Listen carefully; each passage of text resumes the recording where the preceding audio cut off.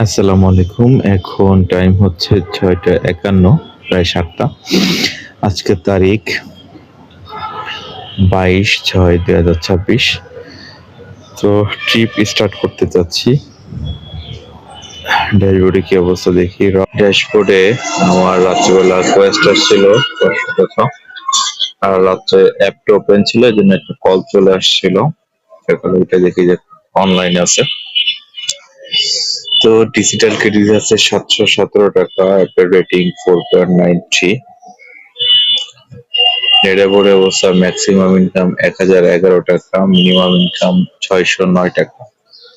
তো অনলাইন করি। এই হলো অবস্থা। দেখা হবে পরবর্তী ভিডিওতে। আল্লাহ হাফেজ।